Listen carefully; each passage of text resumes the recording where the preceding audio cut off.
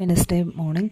അപ്പോൾ രാവിലത്തെ എല്ലാ അടുക്കള ജോലിയും കഴിഞ്ഞ് കുറച്ച് ടൈം ഇങ്ങനെ ഫ്രീ ആയിട്ട് ഇരിക്കുമ്പോഴാണ് വിചാരിച്ചത് ഒന്ന് മെഷീനൊക്കെ ഒന്ന് തുടച്ച് വെക്കാമെന്ന്. അതിന് മുന്നായിട്ട് തന്നെ കുറച്ച് തുണി ഞാൻ ബാസ്ക്കറ്റിൽ നിന്ന് എടുത്തിട്ടിട്ടുണ്ടായിരുന്നു. ഞാൻ മെയിനായിട്ട് ഞാൻ ഇടാത്ത ക്ലോത്തൊക്കെയാണ്. അപ്പം ഇതൊക്കെ വെച്ചിട്ട് എന്തെങ്കിലും കട്ട് ചെയ്ത് ഒന്ന് മോൾക്ക് ചെറിയ സ്കേർട്ടോ അങ്ങനെ എന്തെങ്കിലുമൊക്കെ തയ്ക്കാമെന്ന് പറഞ്ഞ് എടുത്തിട്ടതാണ്. പിന്നെ ഈ ഒരു ടോപ്പ് നല്ലൊരു ടോപ്പാണ്, ഞാൻ അധികം ഇട്ടിട്ടില്ല. മാത്രമല്ല അതിങ്ങനെ ഫീഡ് ചെയ്യാനും പറ്റത്തില്ല. അത് ഇതുപോലെ സ്റ്റിച്ച് ചെയ്താണ് വെച്ചിരിക്കുന്നത്. നല്ല കുഞ്ഞു കുഞ്ഞു പൂക്കളുള്ള, എനിക്ക് ഭയങ്കര ഇഷ്ടമാണ് ഡ്രസ്സിൽ ഇങ്ങനെ കുഞ്ഞു പൂക്കളുള്ള ഒരു കോട്ടൺ ടോപ്പാണ്. പക്ഷേ അങ്ങിങ്ങായിട്ട് ഇങ്ങനെ കീറി കീറി ഇരിക്കുന്നത് കൊണ്ട് അത് സ്റ്റിച്ച് ചെയ്ത് വെച്ചാൽ ഇരിക്കുന്നൊരു മെറ്റീരിയൽ അല്ലായിരുന്നു.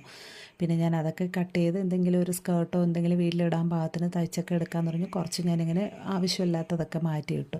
കുറേ ദിവസമായി മെഷീനൊക്കെ ഒന്ന് തുടച്ച് വൃത്തിയാക്കിയിട്ട്. അപ്പോൾ മുൻപ് മെഷീൻ മേടിച്ചൊരു സമയത്ത് ഞാൻ എപ്പോഴും ഇടയ്ക്കിടയ്ക്ക് എനിക്ക് സമയം കിട്ടിയില്ലെങ്കിൽ പോലും മെനക്കെട്ടിരുന്ന് തുടച്ച് വൃത്തിയാക്കിയിരുന്നു. ഇപ്പോൾ സത്യം പറഞ്ഞു കഴിഞ്ഞാൽ സമയം ഉണ്ടെങ്കിലും ഭയങ്കര മടിയാണ്.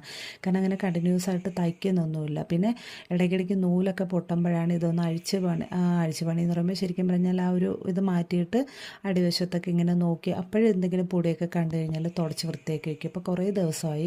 അപ്പോൾ ഇത് അടിയിലൊക്കെ ഇങ്ങനെ ഒരുപാട് പൊടി പിടിച്ചിരിപ്പുണ്ട്. ഈ ഓയിലൊക്കെ കളയുന്ന ആ ഒരു സ്ഥലമില്ല, ഇവിടെ നല്ല പൊടിയുണ്ട്. അപ്പോൾ അതൊക്കെ ഒന്ന് തുടച്ച് വൃത്തിയാക്കാമെന്ന് വിചാരിച്ചു. പിന്നെ ഒരു ദിവസം ഒന്ന് തുടച്ച് വൃത്തിയാക്കിയിട്ട് ഓയിലൊക്കെ ഇട്ട് കഴിഞ്ഞാൽ നല്ലൊരു കുറച്ചുകൂടെ ചവിട്ടിയാണ് ഞാൻ തയ്ക്കുന്നത്. മോട്ടർ ഉണ്ടായിരുന്നു, അത് കേടായിപ്പോയി. പിന്നെ അതിനുശേഷം മോട്ടറൊന്നും വെച്ചിട്ടില്ല. ഞാൻ കാലുകൊണ്ട് ചവിട്ടി തന്നെയാണ് തയ്ക്കുന്നത്.